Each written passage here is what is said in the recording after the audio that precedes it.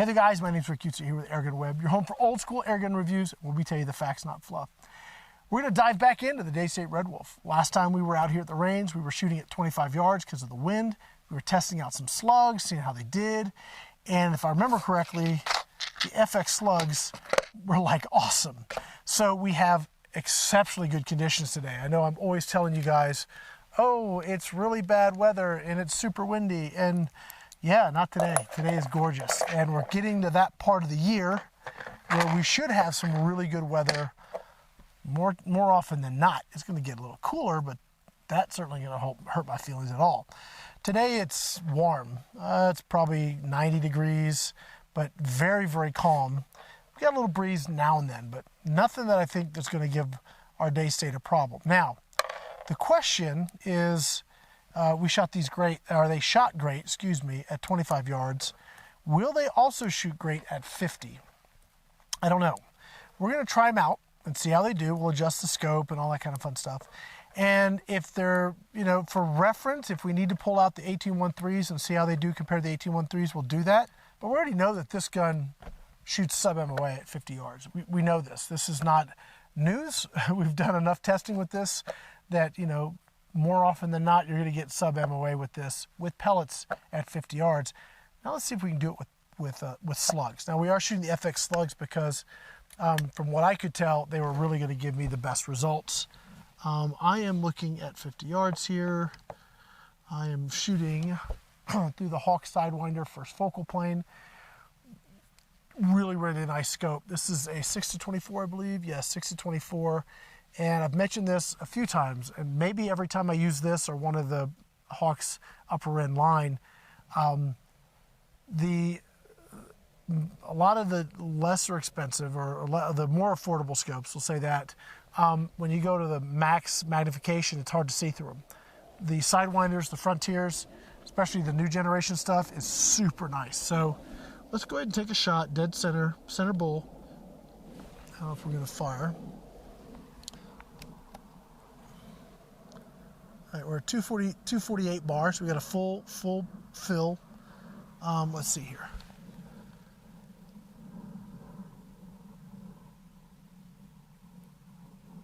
Okay, didn't register. Okay, I'll pull this out.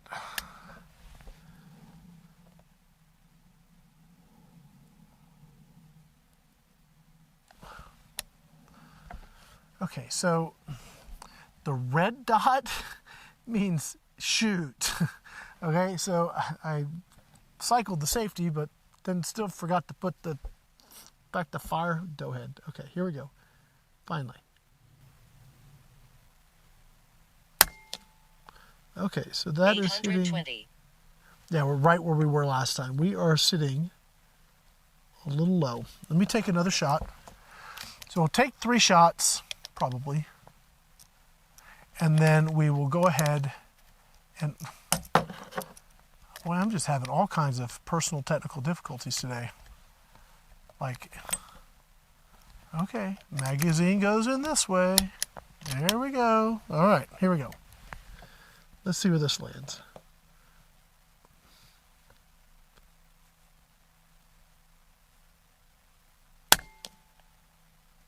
$821. It kind of looked like it went through the same hole. Do we just stop the video now?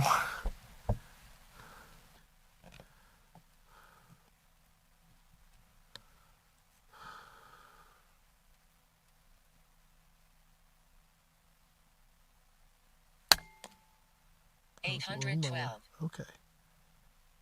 Okay, so we're going to bring that up.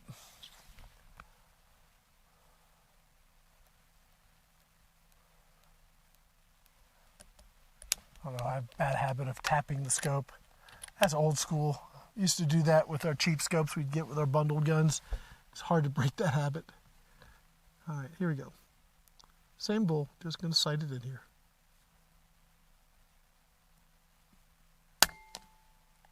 $815. Yep. Crap. $814. Okay, when I say the trigger on this thing is light, it is very light.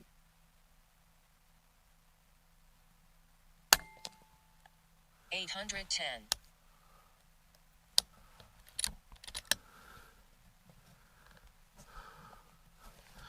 All right, I'm fighting the gun. Fighting the rest, I should say. Let me get myself dialed in here. Okay, here we go.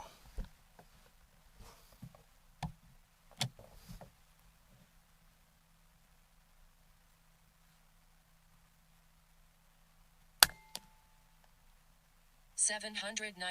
Okay. I think we are close to being ready to shoot some groups here.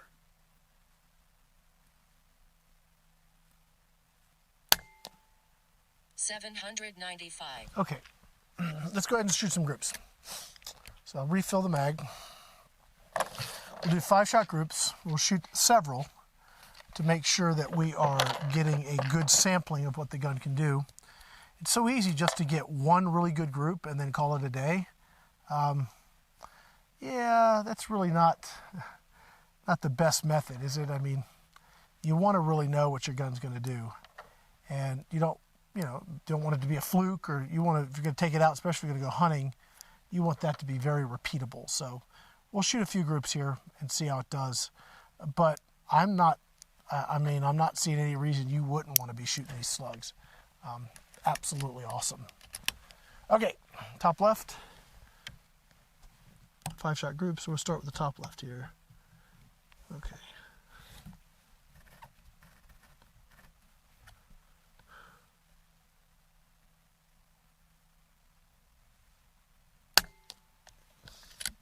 $794.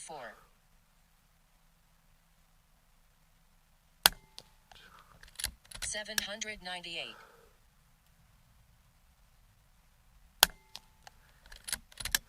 $793.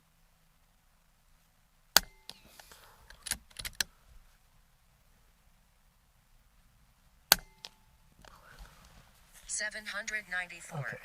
The one that went off had a little bit of a wiggle to it. So that was interesting. And I'm kind of missing my Chrono a little bit. Let's see if that works.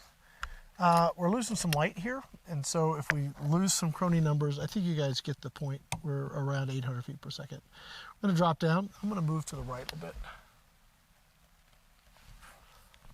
Let me just see what we're going to do here. Drop down to that second bowl. 5 shots. Here we go.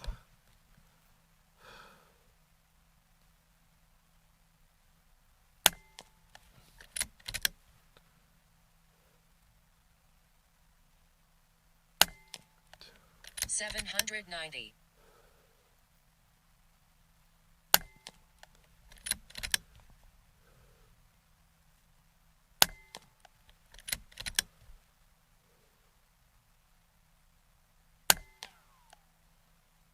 $795.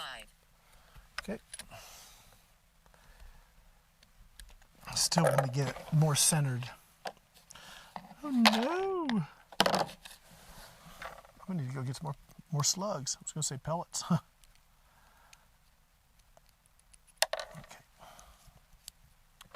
Okay. One of the things I struggle with, and maybe you guys have the same problem, when you're shooting a gun like this that cycles so smoothly and is just effortless, it's kind of easy to almost go too fast. I find myself rushing, and I need to just slow down. But man, it's hard to just slow down with this gun because the cycling is so fast. I mean, we've already been through all the details about this. We know it is electronic. The trigger's electronics. It's like barely an ounce and a half. I don't even think I could measure the trigger pull with the, I mean, I could try, but it's so light. There's no hammer spring. You're not pulling on anything like that. There's very little reciprocal force in here. There is something that's actuating, and there is some pushback from the slug going down the barrel, but it's so minimal compared to a traditional air gun. It is tough to just go slow. Upper right.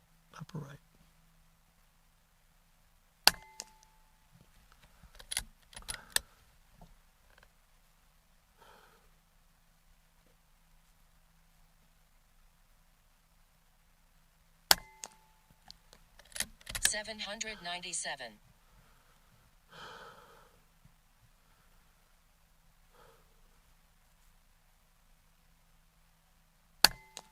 Ooh. 803. That was weird. As you get with those every now and then, I suppose.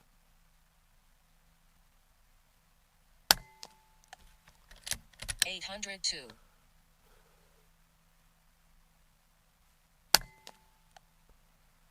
806. Okay.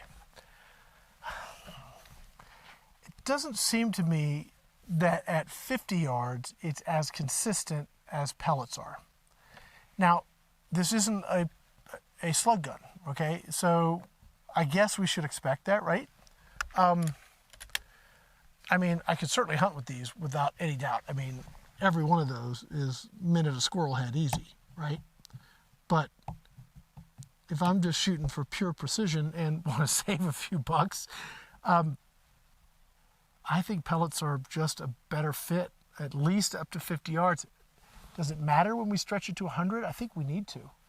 I think our next video, we need to really compare where that crossover is, because I know that as much as I'd love this to be a 100-yard pellet gun, it doesn't have enough gas in the tank in its current configuration to be consistent at 100. Super consistent at 50. I mean, at 50 yards, I forgot what the number was, but we were better than 50% sub MOA at 50 yards, and I think one of the groups was like right around 1/4 of an inch at 50 yards. So 50 yards, pellets, just dialed in.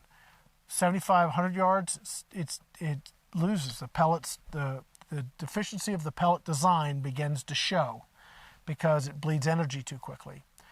Maybe there's that transition at 75 or 100 yards where now all of a sudden pellets don't get it done, but slugs do. I think that needs to be our next video. I'm going to shoot another group. We'll grab that target and we'll go ahead and wrap this up.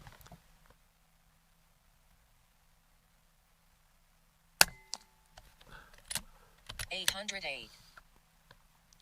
Does cycle nice even with the slugs.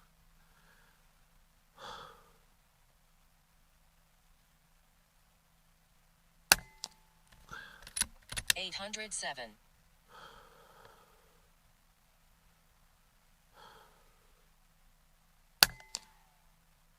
813. Okay, I didn't feel my trigger engage the switch, so I wasn't quite sure where I was. It completely screwed up that shot.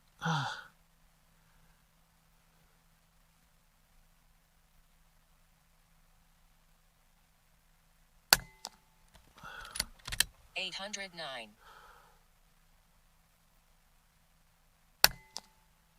812. Yeah, it's just not as consistent as pellets. I mean, those aren't bad by any stretch.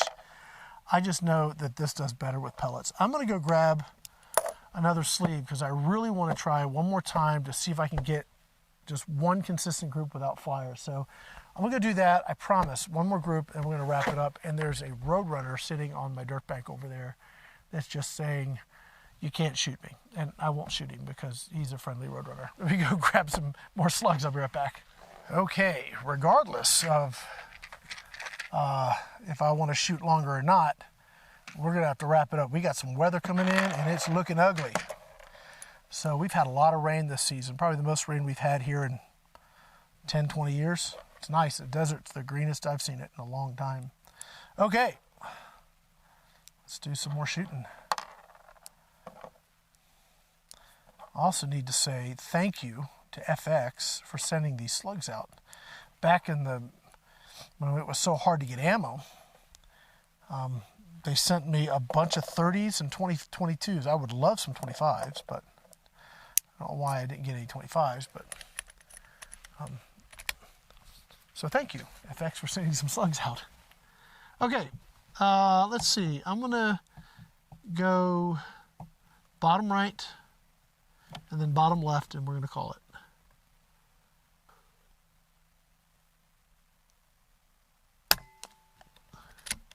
815.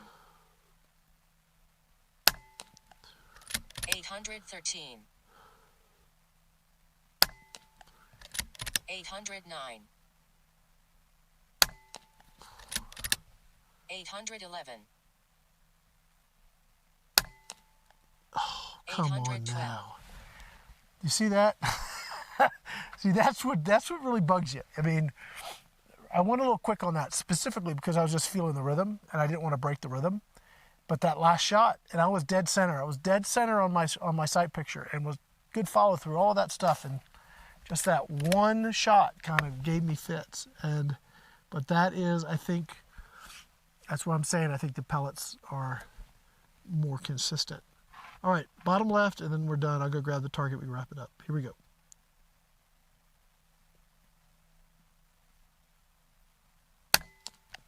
Tie again. 813. 809. 810. That one was squirrely. 812. Okay. 806. Yeah, I really wanted these to just be an extension of what we got at 25 yards, but they aren't. But that's why we do this testing, right? By no means would I not hunt with these. I would, and I can't wait to see what they're going to do at 75 and 100, because if they maintain this type of trajectory, look at this stinking, I got to take a picture of the Roadrunner over there. He's listening to the video. He's just chilling, just hanging out. Let's see, don't move, Roadrunner. He's gotten closer. It's like, you know, he didn't want to run away. He's like right over there. Check him out. He's just hanging out, chilling here. So there's our Roadrunner. He just, you know, went from the dirt bank and got closer. I guess he wanted to learn about air guns. Hey, buddy. How you doing? All right, you're safe. Don't worry about it. Nobody's going to shoot you. All right. So I'm going to go grab that target. Yeah, I guess let me go grab that target. We'll wrap it up. Be right back. Okay, so here we go. Quickly, before the rain hits us. 50 yards, pretty much perfect conditions. We have no complaints about the conditions today. You know, these aren't bad groups, right? I mean, for any other air gun, I would be like, awesome. But we already know what this does with pellets, and it shoots sub MOA. It's sub half inch center to center. And I don't know if we have any. We may get close on, I don't think we have. I think everything we have here is going to be, you know, more 3/4 of an inch or definitely over half an inch. But this is the kind of stuff where you're just looking through the scope and you're like, crap. Because we got 4 shots in something smaller than my pinky nail, and then it throws one on you. That's the kind of thing. It did it up here too. So I mean, that kind of stuff is what I've been seeing with the Slugs. The pellets are more consistent, but again, this is a pellet gun, not a slug gun. So we're shooting outside of its boundaries. But if we can shoot slugs, even though it is a pellet gun, that's awesome. So we're gonna do some more. We're gonna stretch this to 75 and 100 at some point, but it's not gonna be today. We'll have to do that another time. But I want to say thank you guys for watching. I want to say thank you to Airguns of Arizona for sponsoring this video. You know, thank you guys for making this kind of stuff happen. I really do appreciate it. If you have any questions, all the links to the stuff will be in the video description. All right, guys, this is Rick Utzer here with AirgunWeb, your home for old school airgun reviews, where we tell you the facts, not fluff. Thanks for watching.